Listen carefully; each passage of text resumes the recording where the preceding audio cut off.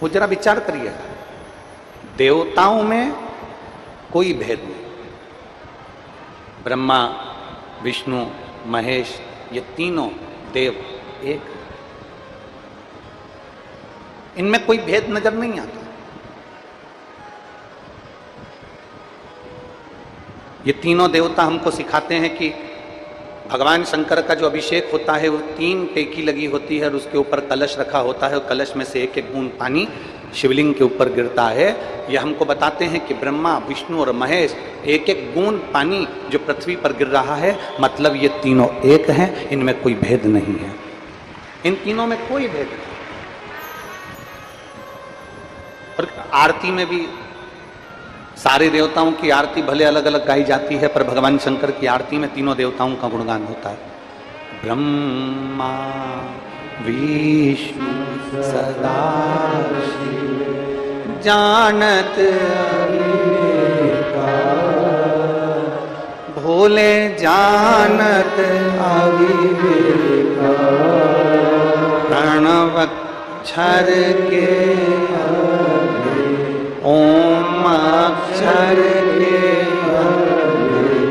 ये तीनों ओम हर हर हर, तीनों एक है। और अक्षय माला, वनमाला, मुंडमाला, भोले मुंडमाला, चंदन मृद मृद सोए, चंदन मृद मृद सोए, भोले शुभ ओम हर हर। शिव महापुराण की कथा कहती है कि ब्रह्मा, विष्णु और महेश, इन तीनों में कोई भेद नहीं।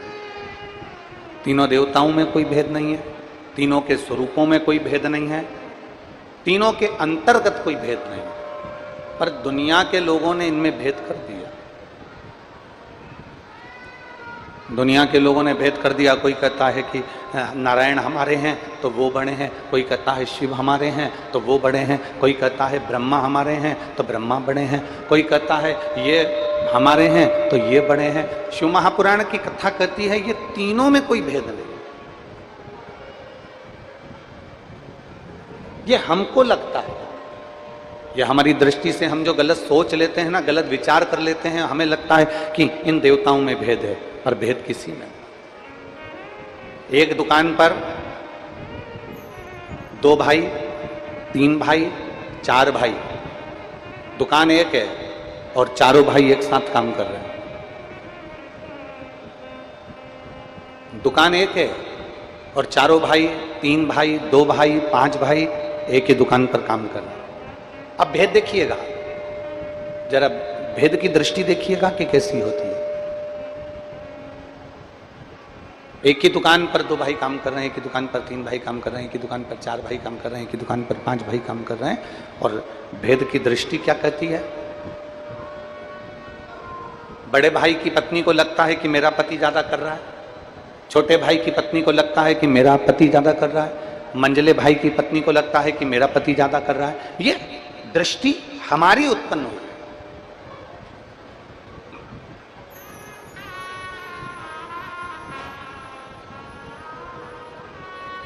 मां अपने बच्चे को बराबर का दूध पिलाती है।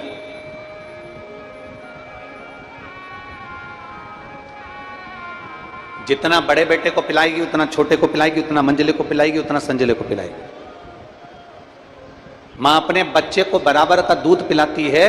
मां की दृष्टि में यह भेद नहीं रहता कि मैं बड़े को ज्यादा पिलाऊं कि छोटे को ज्यादा पिलाऊं। मां को अपने बच्चे की सुरक्षा का ध्यान रखना होता है, इसलिए मां उसको बराबर का दूध पिलाती है। उसी तरह परमात्मा में भेद नहीं होता। परमात्मा अपने बच्चों का ध्यान कैसे रखना है, संसार का ध्यान कैसे रखना है, जन्म लिए जीवों का ध्यान कैसे रखना है, जलचर थलचर वायुचर में ये जन्मे इन जीवों का कल्याण कैसे करना है, ये भगवान को ज्ञात होता है। इसलिए ब्रह्मा, विष्णु और महेश में भेद नहीं है। बड़ी माँ को लग रहा है, बड़ी भाभी को लग रहा है मेरा पति ज्यादा कमाता है, छोटे को लग रहा है मेरा मेरा कमाता है, मंजिले को लग रहा है मेरा कमाता है, संजिले को लग रहा है मेरा कमाता है, सबकी पत्नी को ये लग रहा है कि मेरा पति दिन रात मेहनत करता है और वो कमाता है। छोटा वो तो बैठा रहता है, मंझला वो तो बैठा रहता है, संजला वो तो बैठा रहता है। तो ये हमारी दृष्टि का भेद है।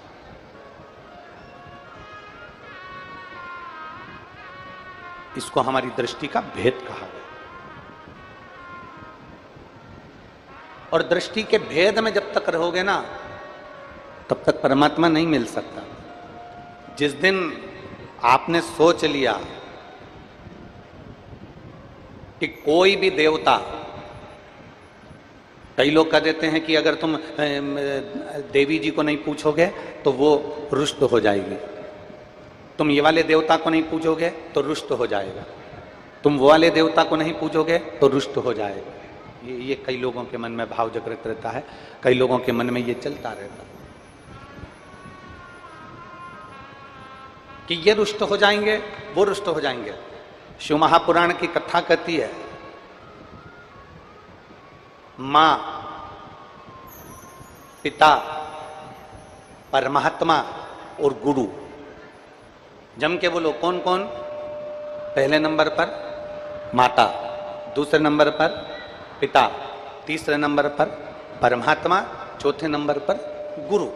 माता, पिता, परमात्मा और गुरु अगर ये रुष्ट भी होते हैं ना, तो अपने भक्त का कल्याण ही करते हैं। अपने भक्त का कल्याण ही करते हैं। माता अगर रुष्ट हुई है, अपने बच्चे का कल्याण करेगी। पिता रुष्ट हुआ है, अपने बच्चे का कल्याण करेगा। परमात्मा अगर रुष्ट हो गया तो वो भी अपने भक्त का कल्याण करते हैं। और गुरु अगर रुष्ट होते हैं तो वो भी अपने भक्त का कल्याण करते हैं। इनके रुष्ट होने पर कभी विचार नहीं करना कि ये रुष्ट हो गए। कोई कहे कि हमारी कुल देवी रुष्ट हो गई, कोई कह दे हमारे पितर रुष्ट हो गए, कोई कह दे हमारे ये रुष्ट हो गए। शिव महापुराण की कथा कहती है, भगवान शंकर के शिवलिंग में नवग्रह देवता विराजमान है। भगवान शंकर के शिवलिंग में पितृ देवता विराजमान है। भगवान शंकर के शिवलिंग में कुल देवी, कुल देवता, सारे देव, 33 कोटि देवता सब भगवान शंकर के शिवलिंग में विराजमान है। सारे ऋषि, सारी नदियां, सारे सरोवर, सारे पर्वत, सारे जलचर, थलचर। कभी रुद्राष्टाध्यायी का आप स्मरण करेंगे तो उसमें आता है, पर्वत भी शिव है, नदी भी शिव है, तालाब भी शिव है, सरोवर भी शिव है, पशु भी शिव है, पक्षी भी शिव है, जलचर भी शिव है, थलचर भी शिव है, पृथ्वी भी शिव है, आकाश भी शिव है, संपूर्ण ब्रह्मांड शिवमय है। तो एक शंकर के शिवलिंग पर जल चढ़ाने से हमारे पितृ और हमारे कुल देवता और हमारे ग्राम देवता, हमारे नगर देवता सब प्रसन्न हो जाते हैं। केवल एक देवादिदेव महादेव को जल चढ़ाने से, एक भगवान शंकर को जल चढ़ाने से सबकी प्रसन्नता हो जाती है, सबकी प्रसन्नता हो जाती है। पर हम कई बार लकीर के फकीर रहते हैं।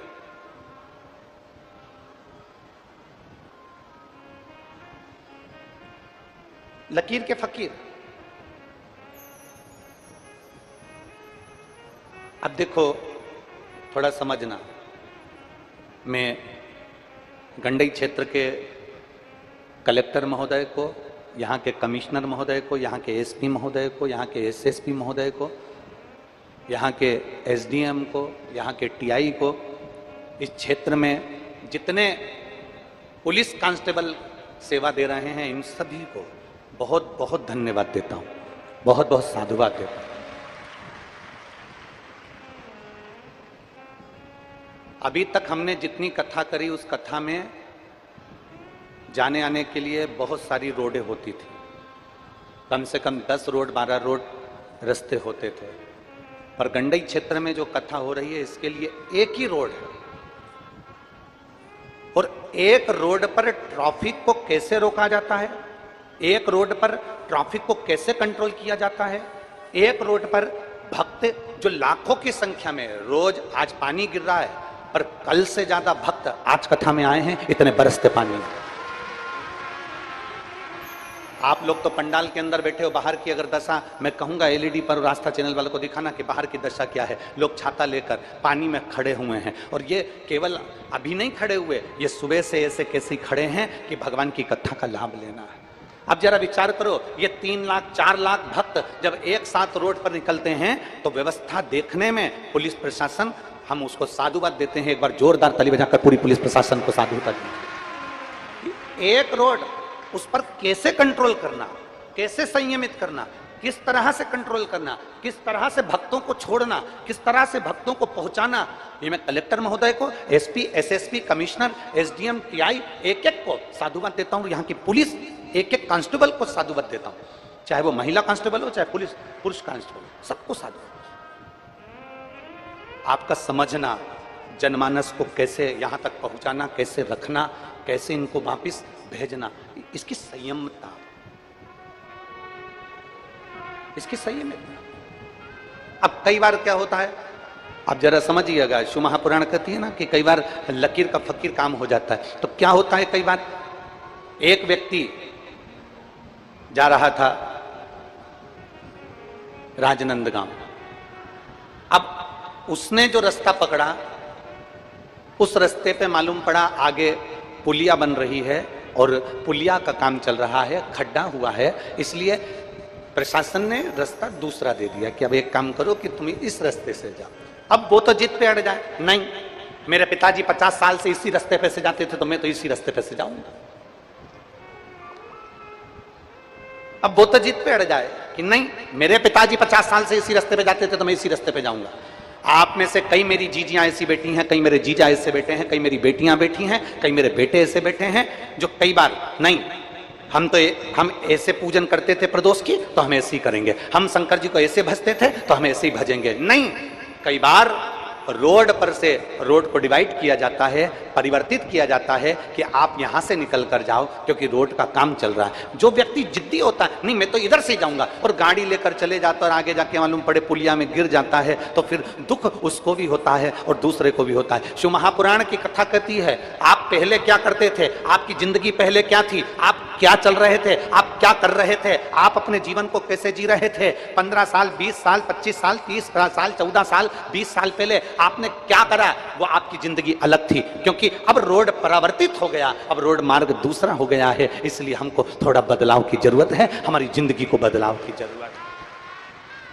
अब माताएं लकीर की फकीर हो जाती हैं, मेरी सास ने मुझे इतना दुख दिया, मेरी सास मुझे रोटी बाद में खाने देती थी, मेरी सास कहती थी कि इतना पल्लू रखो, मेरी सास कहती थी कि ऐसे रहो, और तुम आज की बहू को कहती हो तू ऐसी रहे, मेरी सास ने ऐसा करा था, मेरी सास ऐसी कहती थी, मेरी सास ऐसी कहती थी। तो बताओ ईमानदारी से बोलो, तुम ज्यादा अपनी बहू को लकीर का फकीर बनाओगी, टॉर्चर करती जाओगी, टॉर्चर करती जाओगी, तो आज की बहू सुनेगी? अरे बोलो तो जम के नहीं, बल्कि तुम्हें सोचना चाहिए कि जो तुम्हारी सास ने तुम्हारे साथ करा, हम अपनी बहू के साथ नहीं करेंगे, उसको आगे बढ़ाएंगे। वो हमें सोचना, हमें विचार करना, हमारी दृष्टि ऐसी करना है। पर हम क्या सोच के बैठे, मेरी सास ने तो मुझसे घर लिपाया था, तो बहू से कह रही जा बाहर से गोबर लेकर आ लिप, तो बहू ने कहा मम्मी यहाँ तो कोटा लगा है, यहाँ मार्बल लगा है, यहाँ तो अच्छी जमीन है, मैं कपड़े से पोछा फेर देती, नहीं गोबर लेके आ। फिर हमारी सास भी तो फिर बाती थी। फिर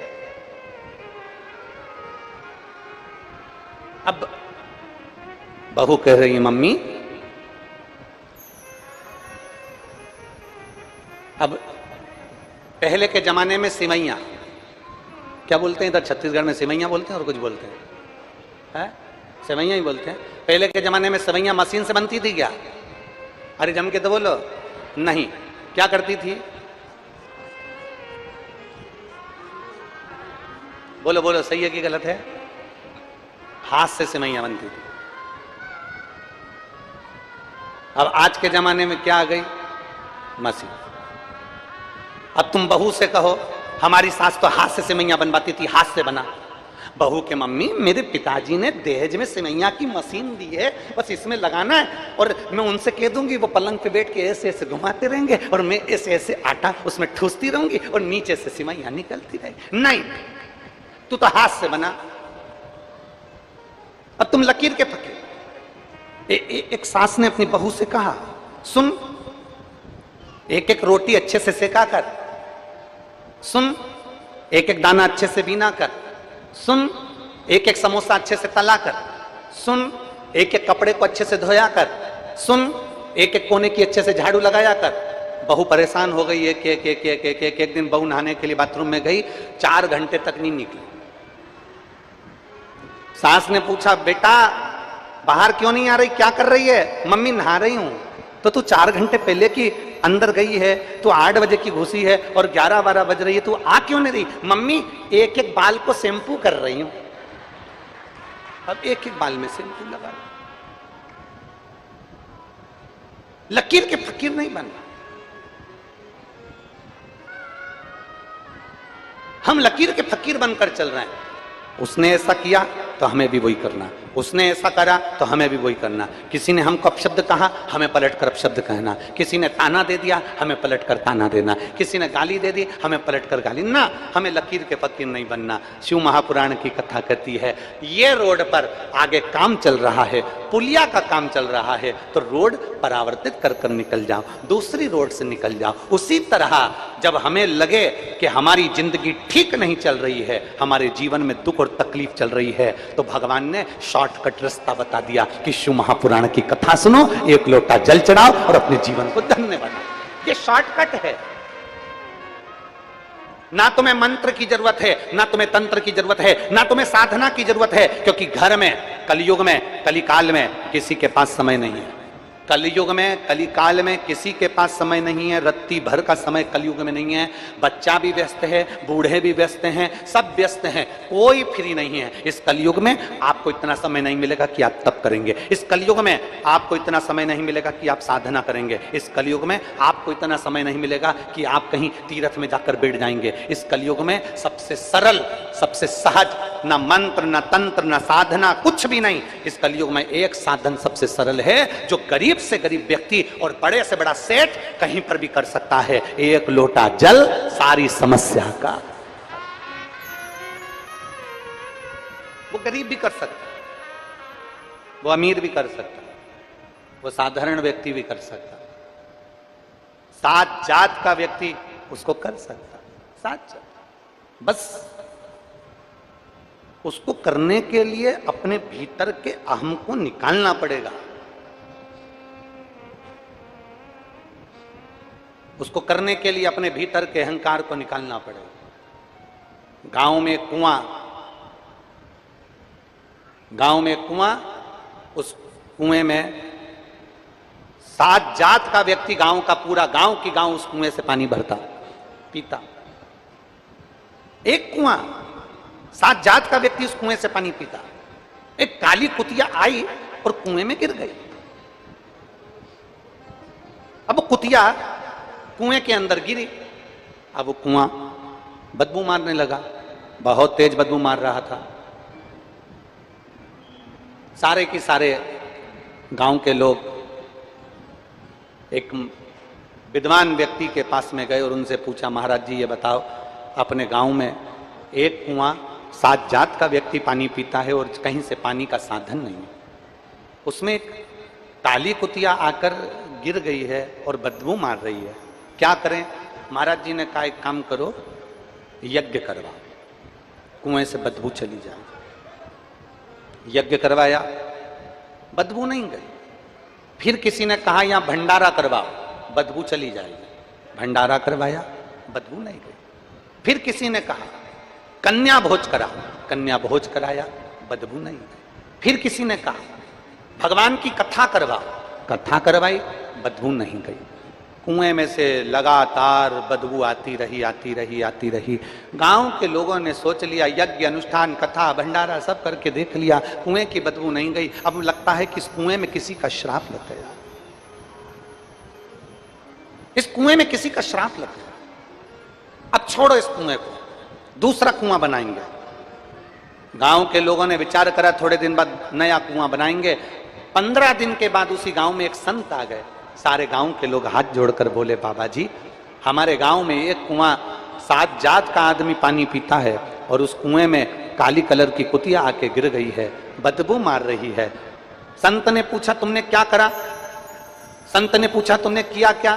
तो कहा, हमने यज्ञ करवाया, अनुष्ठान करवाया, भंडारा करवाया, कन्या भोज करवाया, हमने सब कुछ करवाया, कथा करवाई, कुएं की बदबू नहीं गई? नहीं गई। इतने में संत ने पूछा, तुमने कुएं में से कुतिया निकलवाई? कि बस महाराज, हमने ये नहीं करवाया। अब विचार करो, कुएं में कुतिया पड़ी है, बदबू मार रही है, हमने यज्ञ करवा लिया, अनुष्ठान करवा लिया, भंडारा करवा लिया, कन्या भोज करवा लिया, यज्ञ करवाया, कथा करवाई, पर कुएं में से कुतिया नहीं निकलवाई। संत ने कहा कुएं में से कुतिया निकालकर फेंक देते, पूरे पानी को उलीस देते, दूसरा पानी आना चालू होता, कुएं में से बदबू आना बंद हो जाती। शिव महापुराण की कथा कहती है जब तक ये मन रूपी कुएं में अहंकार रूपी कुतिया पड़ी रहेगी तब तक मेरा मेरा नजर आएगा। जिस दिन ये कुतिया निकल गई भोलेनाथ सब तेरा नजर आएगा। ये अहंकार, ये अभिमान जब तक हमारे भीतर है तब तक हमको लगता है कि मैं जो कर रहा हूं बहुत अच्छा कर रहा हूं, मैं जो कर रही हूं बहुत अच्छा कर रही हूं, मेरे बराबर दुनिया में कोई नहीं कर सकता, मेरे बराबर संसार में कोई नहीं कर सकता। और शिव महापुराण की कथा कहती है अरे मत बुरे कर्म कर बंदे वरना पछताएगा, भगवान की आंखों से तू बच नहीं पाएगा, तू बच नहीं पाएगा। अरे ओ अज्ञानी मत कर नादानी, अरे ओ अज्ञानी मत कर नादानी, तेरे कर्म का फल भी तू ही पाएगा, जैसा किया तूने तेरे आगे आएगा। मत बुरे कर्म कर बंदे वरना पछताएगा, भगवान की आंखों से तू बच नहीं पाएगा, तू बच नहीं पाएगा। हम लकीर के फकीर ना, हमारी सास ऐसे करती थी तो हमें वैसे ही करना। मंदिर में गए तो आंख बंद करके बैठ गए, किसी को बैठा देखा तो तुम भी बैठ गए, तुम्हारा मन नहीं लग रहा है, तुम्हारा चित्त नहीं लगा।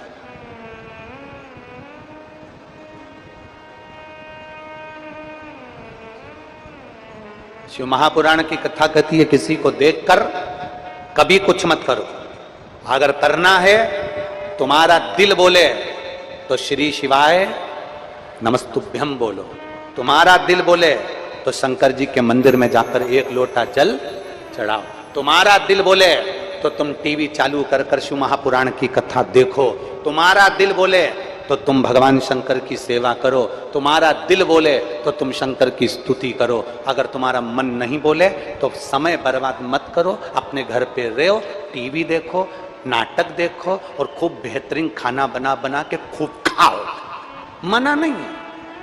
दिल करे तो कथा में जाओ, मन करे तो टीवी खोलकर कथा देखो, दिल करे तो भगवान शंकर के मंदिर जाओ, दिल करे तो शिव की स्तुति गाओ, दिल करे तो शंकर को एक लोटा जल चढ़ाओ। जबरदस्ती नहीं है, किसी के ऊपर कभी हमने प्रेशर नहीं दिया, आज तक इस व्यासपीठ से हमने किसी को प्रेशर नहीं दिया कि तुम्हें मंत्र बोलना ही पड़ेगा, श्री शिवाय नमस्तुभ्यम बोलना ही पड़ेगा, तुमको ये करना ही पड़ेगा, तुमको मंदिर जाना ही पड़ेगा। हमने इस व्यासपीठ से आज तक किसी पर प्रेशर नहीं दिया। तुम्हारा दिल करे, जिस दिन सारे जमाने की ठोकर खाया हो, सारी दुनिया के हाथ जोड़कर देख लो, सारी दुनिया की ठोकर खाकर आ जाओ और तो भी तुम्हारा काम ना हो, उसके बाद मेरे शंकर के मंदिर में जाना चालू कर देना, फिर बताएं कि बाबा तुम्हारा हाथ पकड़ता है कि नहीं पकड़ता। इतना तो जरूर कहा कि सारे जमाने की ठोकर खाया, सारी दुनिया के हाथ पैर जोड़ लो, सबसे विनती कर लो, ए भैया मेरा काम, भैया एक पत्र है, पत्र में उसने लिखा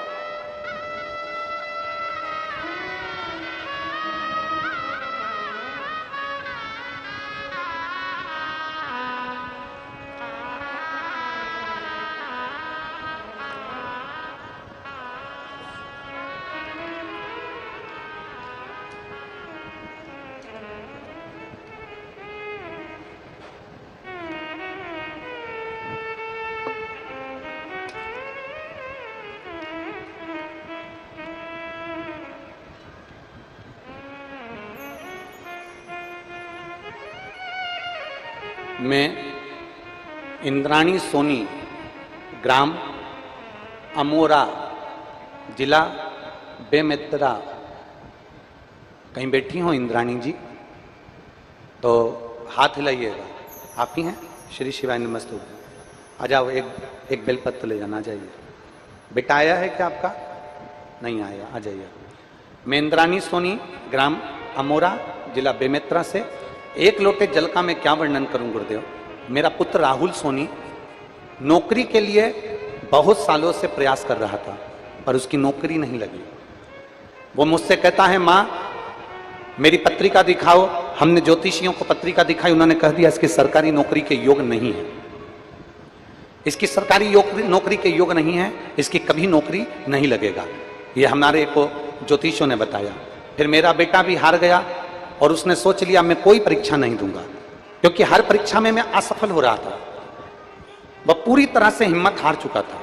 और वहां में जब वो पूरी तरह से हिम्मत हार चुका, तब मैंने शिव जी की पूजा का जल उसको चढ़ाने के लिए बोला, शंकर जी पे जल चढ़ाने का बोला।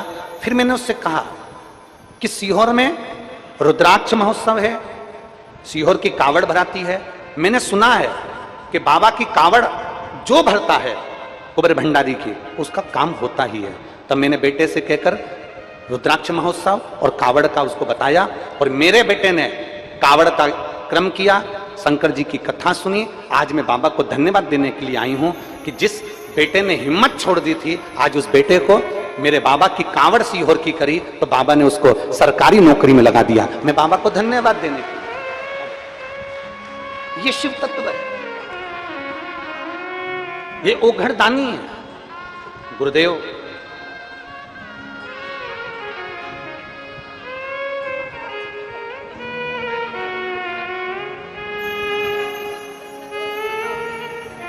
दीदी कह रही हैं जब उसने फॉर्म भरा तो एक नौकरी नहीं, बाबा ने उसको 2 नौकरी दी, और ये शिव कृपा।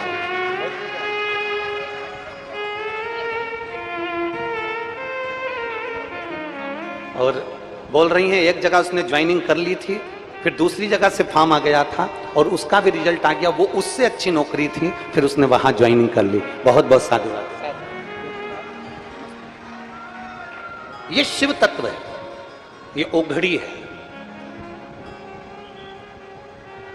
सारी दुनिया की ठोकर खाया। हम कभी आपको प्रेशर नहीं देंगे कि आप श्री शिवाय नमस्तुभ्यम बोलो, पर श्री शिवाय नमस्तुभ्यम का महत्व क्या है। कभी अपने घर के दरवाजे के बाहर एक छोटा सा श्री शिवाय नमस्तुभ्यम हो सके तो हाथ से ही, चंदन से लिख कर देखना। हो सके श्री शिवाय नमस्तुभ्यम का जाप किसी बेलपत्र के पेड़ के नीचे कर कर देखना। बन सके श्री शिवाय नमस्तुभ्यम बोलने वाले का केवल मुख का दर्शन कर लेना। हो सके श्री शिवाय नमस्तुभ्यम तुम्हारे घर के नजदीक में जो शिवालय भगवान शंकर के मंदिर हो, वहां पर एक छोटा सा श्री शिवाय नमस्तुभ्यम अपने खर्चे से वहां लगा कर देखना। आते जाते व्यक्ति के मुख से बुलवा कर देखना कि उस मंत्र के जाप का फल क्या होता है।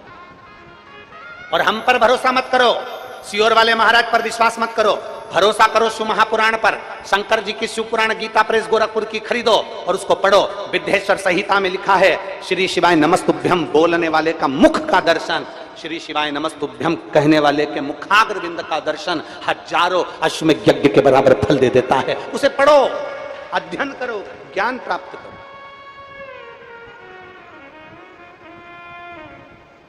हम पर भरोसा नहीं करना, हमारी बात पर भरोसा। आपको लगे कि महाराज जी बोल रहे हैं तो एक बार पढ़ के देखो। आपको लगे कि महाराज जी ने कहा है तो हम पढ़ के देखेंगे, पढ़ो। थोड़ा थोड़ा तो पढ़ सकते हो, थोड़ा थोड़ा तो अध्ययन कर सकते हो, पढ़ो। हमने कभी प्रेशर नहीं दिया कि आप मंत्र बोलो, हमने कभी प्रेशर नहीं दिया कि आप शंकर के मंदिर जाओ, हमने कभी तुम्हारे ऊपर दबाव नहीं दिया कि तुम्हें मंदिर में जाके 1 लोटा जल चढ़ाना है। ये तो तुम्हारे दिल की बात है, ये तुम्हारे मन की बात है। दुनिया तुमको रोकने का प्रयास करेगी, दुनिया तुम्हें मंदिर जाने से रोकने का प्रयास करेगी, पर याद रखना, अपने भीतर एक बात का स्मरण रखना, भगवान शिव से कहते रहना, मेरे भोलेनाथ मेरे शरीर को और मेरे देश को किसी के पराधीन मत करना। मेरे भोलेनाथ मेरे शरीर को और मेरे देश को किसी के पराधीन मत करना। ये शरीर अगर बेकार हो जाएगा तो दूसरे हमको कपड़े पहनाएंगे, दूसरे हमको चाय पिलाएंगे, दूसरे हमारे हाथ पकड़कर हमको लेकर जाएंगे। ये शरीर किसी के पराधीन ना हो और मेरा भारत देश किसी के पराधीन ना हो कि लोग कहें कि हम चलाएंगे इसको ना। कभी हमारा देश किसी के पराधीन ना हो, ये शरीर किसी के पराधीन ना हो। भगवान से प्रार्थना करना, भोलेनाथ ऐसी कृपा करना मेरे प्राण छूटे तब तक मेरा शरीर काम करता रहे, चलता रहे और तेरा भजन होता रहे। दुनिया ठोकर दे दे, दुनिया धक्का मार दे, दुनिया अपशब्द कह दे, जब आखिरी में डॉक्टर भी कह दे कि अब मेरे पास इसका इलाज नहीं, अब तो वो जाने, तब आखिरी में उस परमात्मा के पास जाना। एक पत्र देखिए,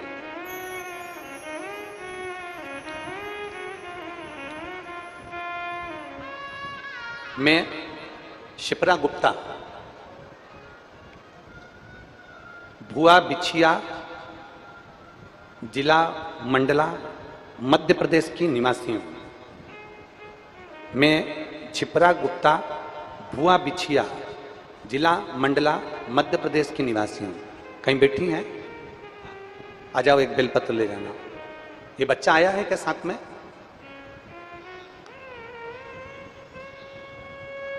अगर ये बच्चा आया है, अगर ये बालक आया हो, 19 वर्ष का पुत्र है ये, अगर आया हो तो साथ में आए। मैं छिपरा गुप्ता, भुआ बिछिया, जिला मंडला, मध्य प्रदेश की निवासी हूं। पत्र को आप लोग आस्था चैनल पर एलईडी पर पढ़ सकते हैं। मैं बेलपत्र का, बाबा के जल का क्या वर्णन करूं गुरुदेव। मेरे 19 वर्ष के पुत्र सक्षम गुप्ता को शुगर हो गया था। शुगर इतना बढ़ गया कि यूरिन इन्फेक्शन हो गया जो फेफड़ों तक पहुंच गया। उसे रोज 4 इंसुलिन लगने लगे। शुगर 450 पहुंच गई। 15 दिन आईसीयू में एडमिट रहा। डॉक्टर के हिसाब से इसको इंसुलिन अब लेना ही पड़ेगा। अब हम घबरा गए कि जब शुगर इतनी हो गई और इंसुलिन हमेशा लेना है तो थोड़ी चिंता व्याप गई। मैंने रोज आपकी कथा सुनी और आपकी कथा पर मैंने भरोसा कर कर शिव जी के मंदिर जाना प्रारंभ करा। शिव जी को जल चढ़ाती, उसका जल लाकर अपने बच्चे को देती। बाबा इंसुलिन बंद नहीं हुए, चलते रहे। अब क्या करूं? तब मैंने बाबा का बेलपत्र उठाकर अपने बच्चे को देना प्रारंभ कर दिया। कुबेरेश्वर धाम पहुंच गई। कुबेरेश्वर धाम से रुद्राक्ष लेकर आ गई और उस रुद्राक्ष को जल में गलाती और बाबा को चढ़ाकर बेलपत्री और कुंदकेश्वर महादेव के नाम से उसको पिला देती। गुरुजी पशुपतिनाथ का व्रत प्रारंभ कर दिया क्योंकि इंसुलिन 4 बार उसको देना पड़ रहे थे। अब करूं तो करूं क्या? बाबा ने ऐसी कृपा कर दी गुरुदेव, आज मेरे बाबा ने ऐसी करुणा कर दी कि मेरे बेटे का इंसुलिन लेना बंद हो गया और डॉक्टर भी आश्चर्य में पड़ गया। नागपुर का डॉक्टर भी आश्चर्य में पड़ गया कि ये कैसे हो सकता है। जिसका इंसुलिन चालू हो जाए उसका इंसुलिन बंद होना बड़ा कठिन है, पर 1 महीना भी नहीं हुआ और इंसुलिन बंद कर दिया मेरे बाबा ने। मैं बाबा को धन्यवाद देने के लिए आई हूं और यहां प्रणाम करने के लिए आई हूं। ये शिव तत्व है, ये शंभु है, ये ओघड़ी है। और तेरी कृपा बिना न हिले एक भी अणु, लेते हैं श्वास तेरी, प्रेशर बढ़ाओ प्रेशर, लेते हैं श्वास तेरी कृपा से तनु तनु। बखान क्या करूं मैं रातों के ढेर का, चपटी भभूत में खजाना कुबेर का। हे गंगधार मुक्ति द्वार ओंकार तू, भोले ओंकार तू। आयो शरण किया शंभु तार तार तू। उसकी कृपा बिना कुछ नहीं हो सकता, उसकी दया बिना कुछ नहीं हो सकता। हमारा दबाव नहीं है आपके ऊपर कि श्री शिवाय नमस्तुभ्यम आप बोलो। हमारा दबाव नहीं है आपके ऊपर कि शंकर जी के मंदिर जाओ। हमारा दबाव नहीं है आपके ऊपर कि शिव की स्तुति करो, शिव महापुराण की कथा सुनो। ये तो आपका दिल जिस दिन बोल जाए, आपको लगे मेरा काम नहीं हो रहा, आपको लगे दुनिया के धक्के बहुत खाली है, आपको लगे मैं बहुत तकलीफ में जिंदगी जी रहा हूं, आपको लगे मेरा जीवन बहुत कष्टमय चल रहा है, उस दिन अपने घर का एक लोटा जल भरना और अपने नजदीक के शिवालय में पहुंच जाओ। जिस दिन आपको लगे कि मेरी जिंदगी कष्ट में चल रही है, मेरा ये काम नहीं हो रहा, मुझे तकलीफ की जिंदगी चल रही है, मेरा मन, भगवान, चित्त, वृत्ति ठीक नहीं चल रही, उस दिन अपना एक लोटा जल अपने घर का भरो और शिव के मंदिर पहुंच जाओ। आ जाओ।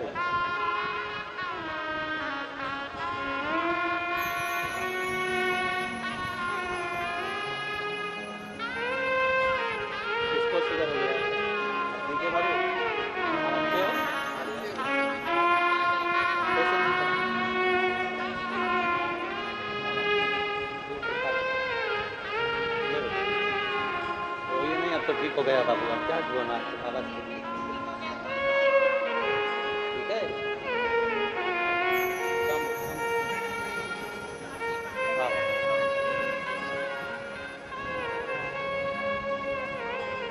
जिसको 4 बार इंसुलिन लेना पड़ रहा हो शुगर के लिए,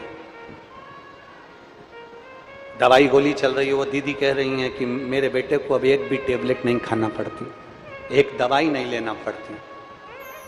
कई लोग हमसे प्रश्न करते हैं सीहोर के रुद्राक्ष में ऐसा क्या है?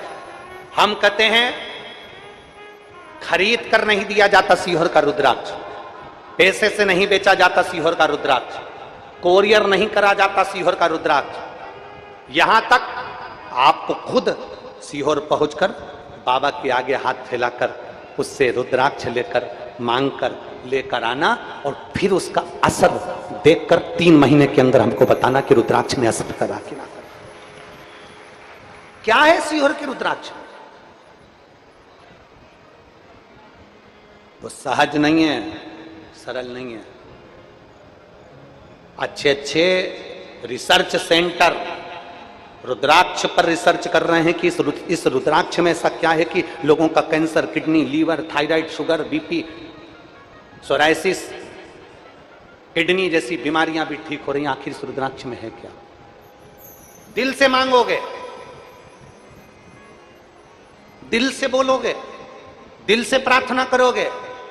कंकर शंकर की पूजन कुबेरेश्वर धाम की धरा पर पहुंचकर जब तुम कंकर को बीन कर उसकी पूजन करते हो, दिल से जब प्रार्थना कर कर जाते हो, मेरे बाबा ऐसा है कि 3 महीने तक बैग मत खोलना, 3 महीने में उसी बैग को लेकर मेरा कुबेर भंडारी वापस बुला लेता है। ये उसकी कृपा है, ये उसकी उदारता, ये उसकी दया है।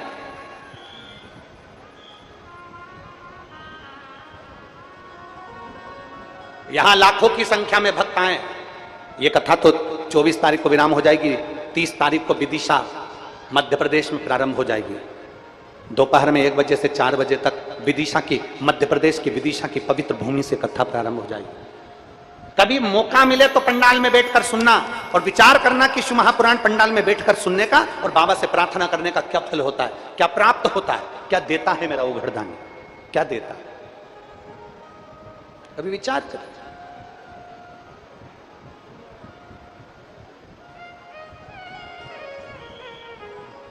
दिल कर जाए जिस दिन तुम्हारा, उस दिन शंकर के पास पहुंच।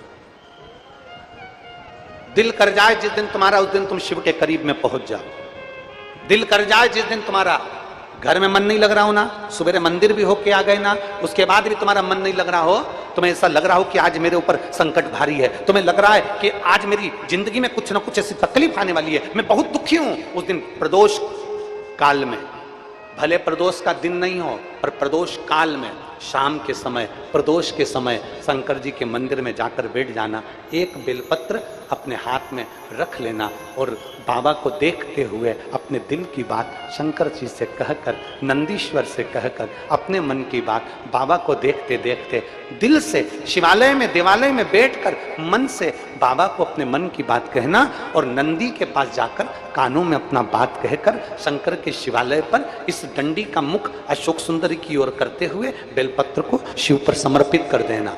बाबा से कहकर आना, आज भले प्रदोष नहीं है पर प्रदोष काल मतलब शाम के समय हमने जो बाबा से कहा है, दूसरे दिन का जब प्रदोष काल आएगा, शाम का समय आएगा, तब तक मेरा बाबा कुछ ना कुछ हल जरूर निकालेगा और तेरे लिए मार्ग प्रशस्त जरूर करेगा।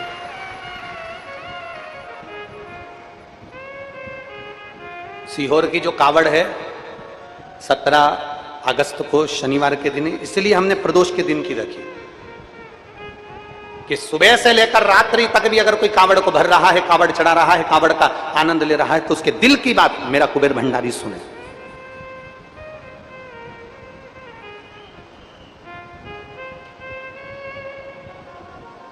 अपने मन की बात कुबेर भंडारी के सुने। दिल से हम उसको प्रार्थना करें, दिल से कहें, दिल से निवेदन करें, वो स्वीकार करें।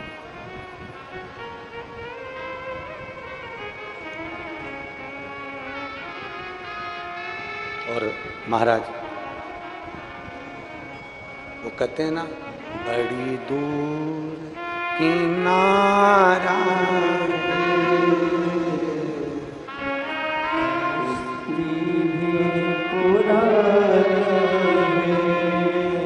बड़ी दूर किनारा है, कश्ती भी पुरानी है, भोले बाबा सुन भी लो ये मेरी कहानी है, बड़ी दूर किनारा है, कश्ती भी पुरानी है, भोले बाबा सुन भी लो ये मेरी कहानी है, मैंने तुमको पुकारा है, मैंने तुमको पुकारा है, भोले बाबा सुन भी लो ये मेरी कहानी है, बड़ी दूर किनारा है, कश्ती भी पुरानी है, भोले बाबा सुन भी लो ये मेरी कहानी है। एक दिन मेरे महाकाल को, एक दिन मेरे महाकालेश्वर को, एक दिन मेरे कुबेरेश्वर महादेव को दिल से, जिस दिन दिल दुख रहा हो, जिस दिन मन दुख रहा हो, उस दिन एक बेलपत्र लेकर, भले तुम सुबह जल चढ़ाया है, भले तुम एक लोटा पानी चढ़ाया है, परंतु तुम्हारा दिल जब कर जाए, दोपहर में, शाम को, प्रदोष काल में एक बेलपत्र लेकर मेरे बाबा के पास पहुंच जाना। बेलपत्र में वो बल होता है कि अच्छे अच्छे रोग, अच्छी अच्छी बीमारियां, अच्छी अच्छी तकलीफें, अच्छे अच्छे कष्ट भी एक बेलपत्र शंकर जी को चढ़ाने से सब मिट जाते हैं। दिल से कर।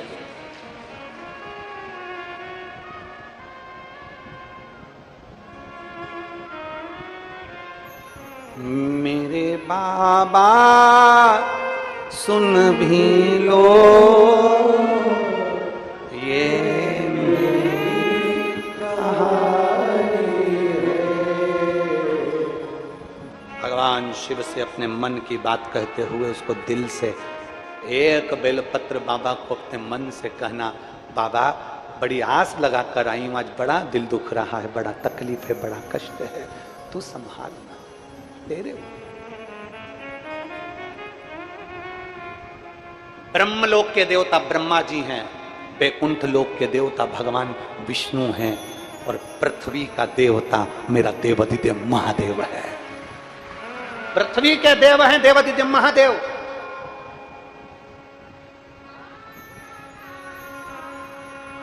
तुम्हारी एक बहन 50 किलोमीटर दूर रहती है और तुम्हारी एक बहन तुम्हारे गांव में रहती है, तुम्हें तकलीफ होगी, तुम 50 किलोमीटर वाली से कहोगे कि गांव वाली से कहोगे? जम के बोलो जरा, जम के बोलो जरा। गांव वाली से। तुम्हारा एक भाई तुम्हारे गांव में रहता है और एक भाई तुम्हारा 150 किलोमीटर दूर रायपुर में रहता है, तुम्हें तकलीफ होगी तो तुम रायपुर वाले से कहोगे कि गांव वाले से कहोगे? बोलो तो जरा। गांव वाले से। ब्रह्मा ब्रह्मलोक में, भगवान विष्णु बैकुंठ लोक में, पृथ्वी लोक के देवता हैं देवाधिदेव महादेव। जब तुम्हारे दिल में दुख हो, तकलीफ हो, कष्ट हो, एक बेलपत्री लेकर जाना शंकर के मंदिर में। समय मत देखना कि दिन है कि रात है कि सुबह है कि शाम है।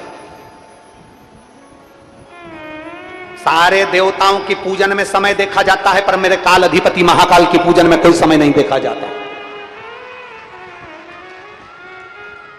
सारे देवताओं की पूजन में समय देखा जाएगा, पर काल अधिपति की पूजन में समय नहीं देखा जाएगा। तकलीफ समय देखकर नहीं आती, मौत समय देखकर नहीं आती।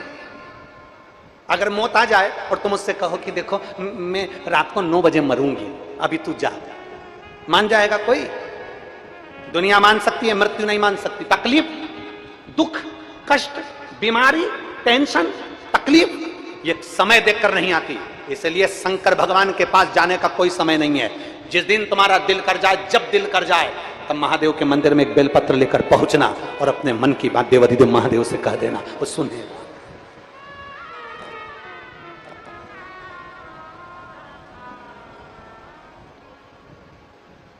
जिस दिन तुम्हारा मन कर जाए, जिस दिन तुम्हारा दिल कर जाए, जिस दिन तुम्हारा चित्त कर जाए,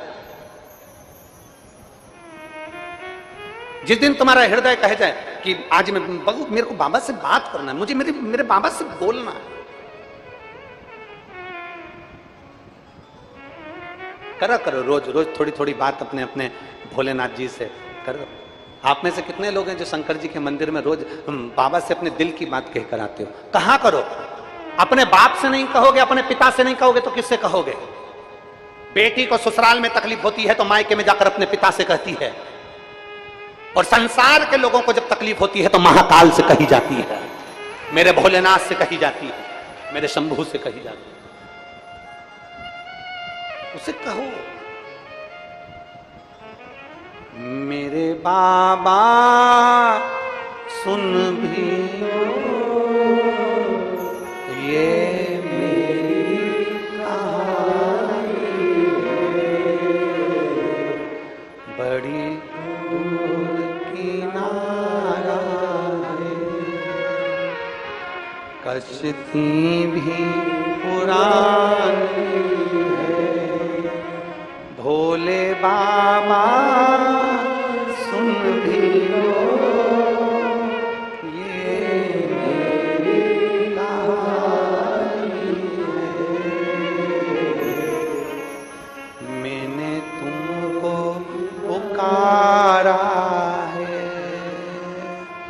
मैंने तुमको पुकारा है, भोले बाबा सुन भी लो ये मेरी कहानी है।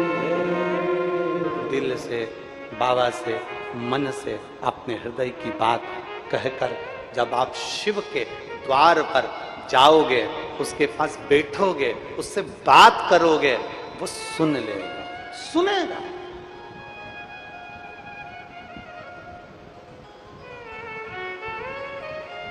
क्यों ना सुने? एक कथा थी बड़ा सुंदर, एक संवाद आता है। शिव जी का एक नाम वैश्यनाथ भी है, शिव जी का एक नाम वैश्यनाथ भी है। एक नंदी ग्राम में एक वैश्या रहती थी जिसका नाम था महानंदा। वो वेश्या कर्म तो करती थी, वेश्या कर्म में लिप्त भी रहती थी, वेश्यावृत्ति में लगी रहती थी, पर शंकर भगवान की परम उपासक थी। अब जरा ध्यान देना सब, कोई कहता है कि भगवान को रिझाने के लिए मंत्र की जरूरत है, कोई कहता है भगवान को रिझाने के लिए तंत्र की जरूरत है, कोई कहता है भगवान को रिझाने के लिए स्तुति की जरूरत है, कोई कहता है भगवान को रिझाने के लिए बहुत सारे सामग्री की जरूरत है।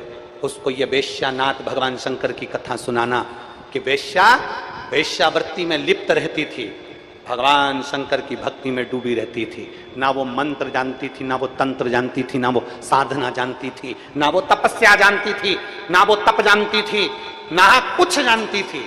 वो तो केवल एक काम जानती थी, शंकर भगवान को भस्म चढ़ाकर अपने मस्तिष्क पर त्रिपुंड लगा लेना और एक बेलपत्र समर्पित कर एक रुद्राक्ष अपने गले में धारण कर लेना। उसके वेश्यालय में जो आता था उसके गले में वो रुद्राक्ष पिना देती थी। उसके अटारी पर बंदर, मुर्गा, मुर्गी, कोई भी उसकी अटारी पर पशु पक्षी कोई आ जाता था, शंकर का नाम लेकर उनके गले में रुद्राक्ष पहना देती थी। अब जरा विचार करिए, थी कौन? वैश्या। महानंदा उसका नाम था। अब महानंदा वैश्या, ऊपर बंदर आ गया अटारी पर, इसने भगवान शंकर के नाम लिया और बंदर को भोजन देते देते उसके गले में रुद्राक्ष बांध दिया। मुर्गा मुर्गी आ गए, जीव जंतु आ गए, उनके गले में उसने रुद्राक्ष बांध दिया। इसके वेश्यालय में अगर कोई पुरुष आता था इसका नृत्य देखने के लिए, इसकी सुंदरता के चक्कर में, तो उसके गले में पहले की रुद्राक्ष पिना देती थी। शिव की बड़ी उपासक थी। और दुनिया के कई तप कर करके मर गए, उनको शंकर नहीं मिले। दुनिया के कई मंत्र और तंत्र कर करके मर गए, उनको शंकर नहीं मिले। ये तो वेश्यावृत्ति करने वाली वेश्या थी, वेश्यावृत्ति।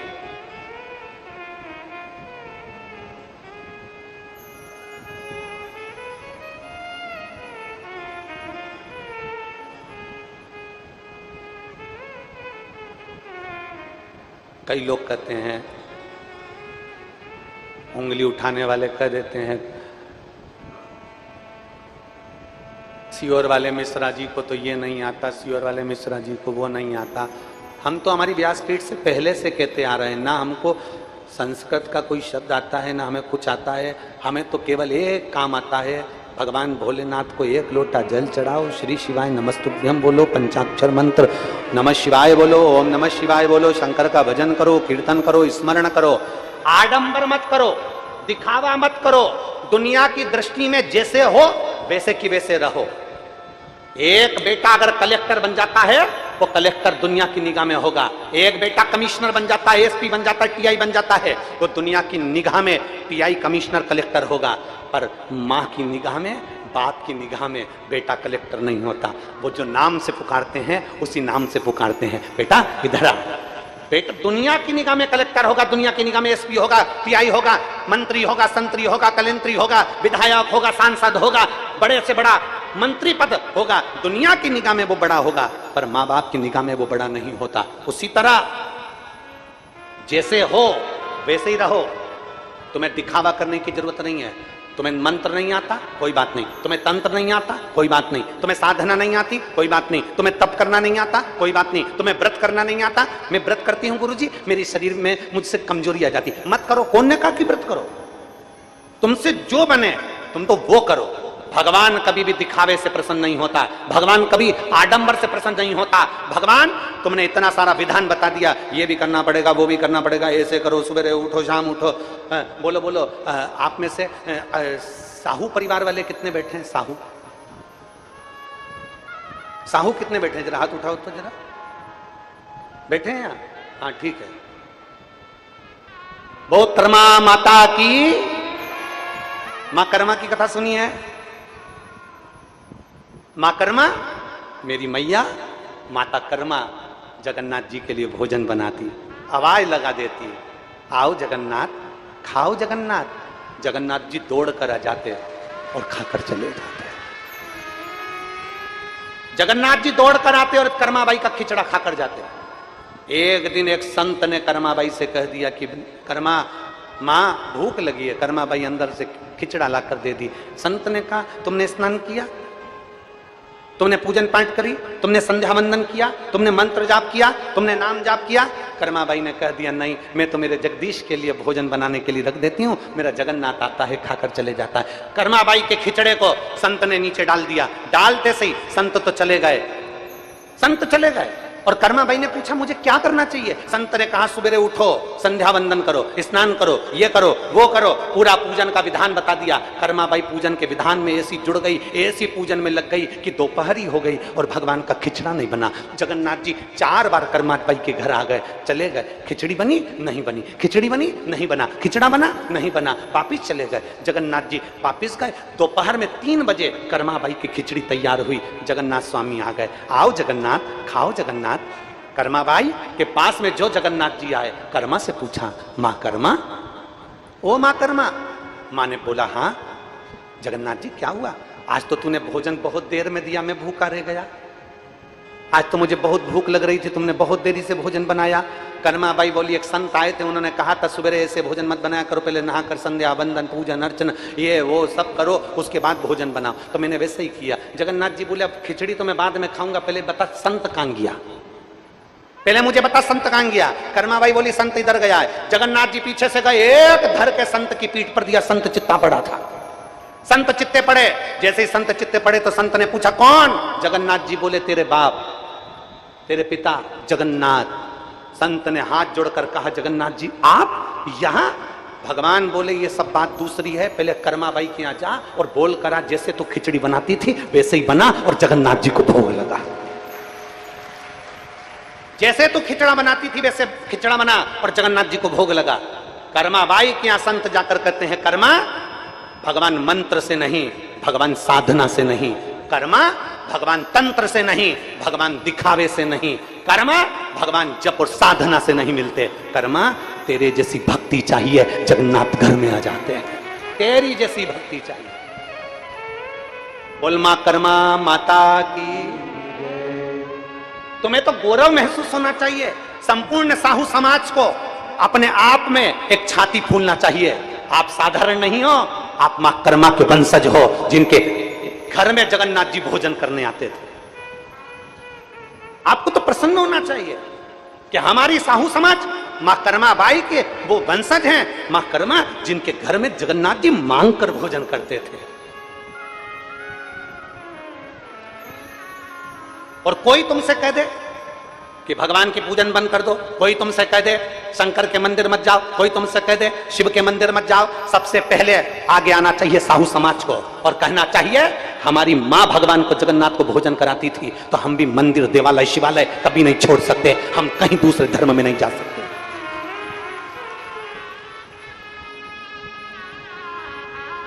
सहज नहीं है। मां कर्मा के जीवन के वृतांत को अगर आप श्रवण करेंगे तो मां मां है।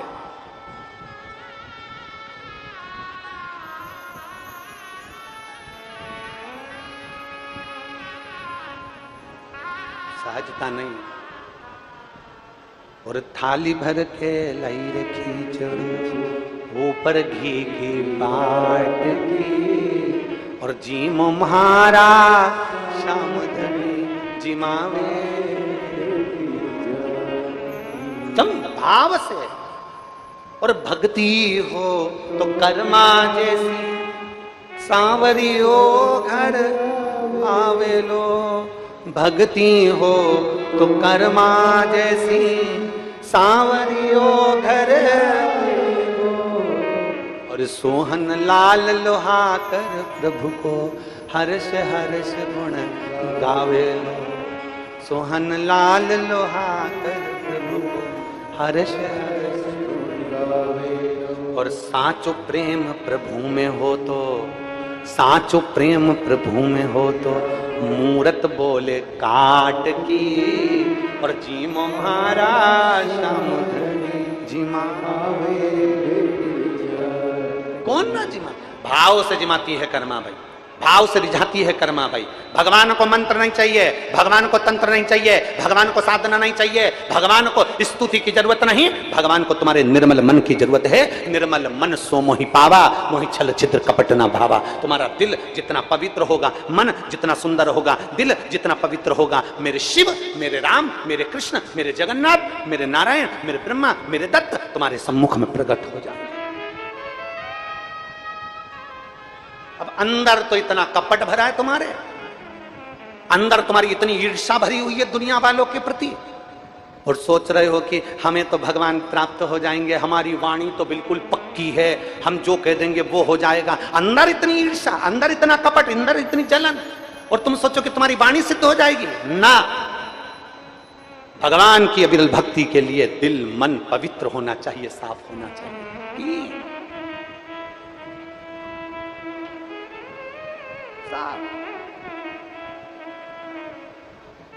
और साचो प्रेम प्रभु में हो तो, अरे साचो प्रेम प्रभु में हो तो, अरे मूरत बोले काट की और जीमो महाराज।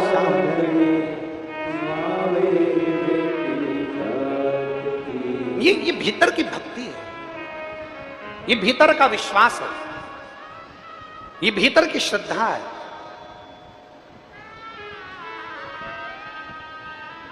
भीतर की भक्ति, भीतर का विश्वास, भीतर की श्रद्धा, यह हमारे भीतर।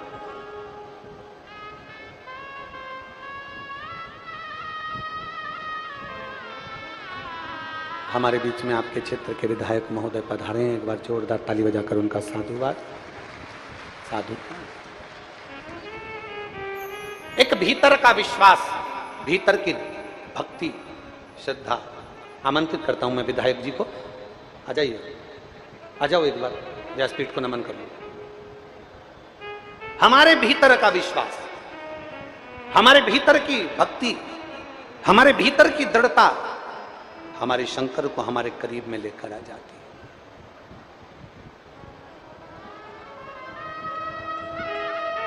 और जब हमारे भीतर की भक्ति, हमारे भीतर का विश्वास हमारे भगवान को हमारे करीब में लेकर आता है, हमारे नजदीक में लेकर आता है।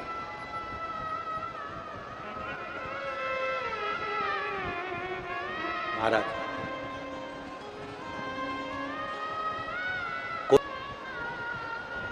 अब मैं जाऊंगा, चल दिए भोलेनाथ। एक वेश्य का रूप रखा, एक बनिए का, और एक बनिए का रूप रखकर, एक वेश्य का रूप रखकर भगवान वेश्या के दरवाजे पर पहुंच गए। और वेश्या के दरवाजे पर जाकर भगवान भोलेनाथ जी ने कहा, हमने सुना है यहां बहुत सुंदर एक नारी रहती है, महानंदा उसका नाम है। भगवान बनिए का रूप रखकर, वेश्या का रूप रखकर वेश्या के घर पर जब पहुंचे, वेश्या ने जो देखा उस बनिए को, उस वेश्य को, इतना सुंदर बनिया, इतना सुंदर वेश्य, इतना सुंदर व्यापारी। वेश्या ने उसका आदर सत्कार किया, सम्मान किया। फिर वेश्या ने क्या देखा कि बनिए के हाथ में एक सोने का कड़ा है, उस सोने के कड़े में एक शिवलिंग है, सोने के कड़े में एक शिवलिंग है। शिवलिंग रतन से जड़ा है। वेश्या ने मन में सोचा, इतना सुंदर शिवलिंग तो मैंने कहीं नहीं देखा। अगर ये वेश्य, ये बनिया मुझे शिवलिंग दे दे तो मेरी पूरी जिंदगी इसके चरणों में निकाल। शंकर की उपासक थी, शिव की आराधना करती थी, शिव आराधना में डूबने वाली थी। बनिया ने पूछा, वेश्या ने पूछा वेश्या से, महानंदा तुम क्या देख रही हो? महानंदा कहती है, आपके हाथ में जो सोने का कड़ा है और उस सोने के कड़े में जो शिवलिंग है, ये कड़ा मुझे चाहिए, ये कड़ा मुझे दे दो। कड़ा? हाँ। शंकर भगवान बोले कि कड़ा तो मैं दे दूंगा, पर यह कड़ा मेरी जान है, क्योंकि इसमें जो शिवलिंग है वो मेरे दिल में बसता है। महानंदा, मैं 3 दिन तक तुम्हारे घर में रहकर देखूंगा, अगर तुमने इस शिवलिंग की सही आराधना करी, इस शिवलिंग को कुछ नहीं हुआ, तो मैं ये कड़ा तुम्हारे पास रखूंगा, वरना मैं वापिस ले जाऊंगा। ठीक? महानंदा ने कहा ठीक। वैश्य के रूप में, बनिया के रूप में भगवान शंकर वेश्या के घर में रहने लगे 3 दिन तक। प्रथम रात्रि थी, मेरे ओघड़दानी विश्राम कर रहे थे, वेश्या के घर में आग लग गई। जैसे ही महानंदा के घर में आग लगी, महानंदा के यहां जितने जीव जंतु थे सबके लिए दरवाजा खोल दिया, सब भाग गए। पर जो सोने का कड़ा रखा था जिसमें शिवलिंग था, जो सोने का कड़ा रखा था जिसमें शिवलिंग था, वो शिवलिंग का कड़ा पूरा जलकर राख हो गया, पूरा जल गया, पूरा गल गया। अब तो महानंदा की आंख में जल भर गया, महानंदा की आंख में जल। मैंने बनिया से, मैंने वैश्य से ये कड़ा मांगा था, 3 दिन तक उसने रखने का बोला था, और मेरे घर में उस कड़े में आग लग गई, उस शिवलिंग में अग्नि लग गई, बड़ी दुखी हो गई। अब कुछ भी हो जाए, चाहे कुछ हो जाए, अब तो मैं अपने प्राण त्याग कर रहूंगी। शंकर का शिवलिंग जल गया, शंकर का शिवलिंग भस्म हो गया, अब तो मैं अपने प्राण त्याग दूंगी। महानंदा ने विचार कर लिया। दूसरा दिन हुआ, भगवान शंकर ने बनिया का रूप धरकर, वैश्य का रूप धरकर पूछा, महानंदा मैंने तुझे कड़ा दिया था वो कहां गया, मैंने तुझे शिवलिंग दिया था वो कहां गया, कहां है वो शिवलिंग। महानंदा आंख में आंसू भर कर रोती हुई कहती है, बात बनिया से, वैश्य से, सेठ जी वो शिवलिंग तो मेरा जल कर भस्म हो गया, परंतु मेरे शंकर भस्म हुए तो अब मैं शरीर नहीं रख सकती।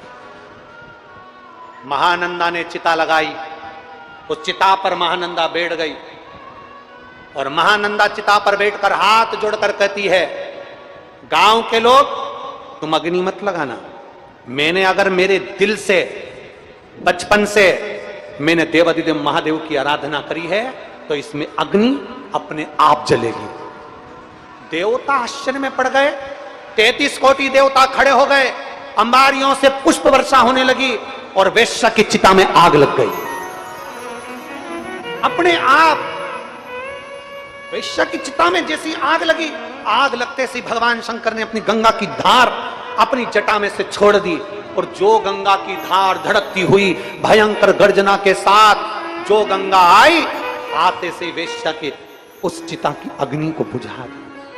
चिता की अग्नि बुझी, वैश्य ने भगवान शंकर का दर्शन किया, भगवान शिव का,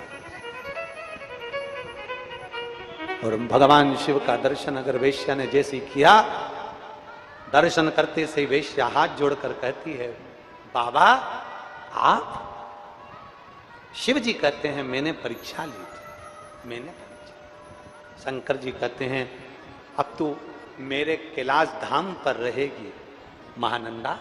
महानंदा कहती मैंने मंत्र नहीं जपा, मैंने तप साधना नहीं करी, मैंने तप नहीं करा, मैंने साधना नहीं करी, मैंने मंत्र नहीं जपा, मैंने आराधना नहीं करी, मैं कहीं नहीं जा पाई, ना तीर्थ कहीं, ना व्रत करा, ना साधना करी, फिर मेरे भोलेनाथ आप प्रसन्न कैसे हो गए। शंकर भगवान कहते हैं महानंदा तूने भले मंत्र ना पढ़ा, साधना ना करी, तप ना करा, तू तीर्थ ना गई, पर महानंदा तूने अपने दिल में मुझे बिठा कर रखा, इसलिए तेरी मुक्ति हो गई अपने दिल। बोल बम का नारा है सारी समस्या का हल। कोई लेट बनता है, कोई जल्दी बनता है, शिव को जल चढ़ाने वाला एक दिन सेठ जरूर बनता है। ये शिव की आराधना है, उसकी कृपा बिना नहीं हो सकता। तुम मेरे धाम में जाए, मेरे धाम। बड़े बड़े तपस्वी तप कर करके मर जाते हैं, भगवान नहीं मिलते। कोई साधना कर कर कर मर जाता है, भगवान नहीं मिलते। कोई तपस्या कर करके मर जाता है, भगवान नहीं मिलते। पर जिसका दिल साफ होता है ना, उसके लिए तो भगवान हर पल रहते हैं, हर पल आते हैं, हर पल, हर घड़ी आते हैं। उसके लिए मेरा भोलेनाथ हर पल तुम्हारे सामने, हर घड़ी तुम्हारे सामने। केवल उससे पुकारने वाला चाहिए।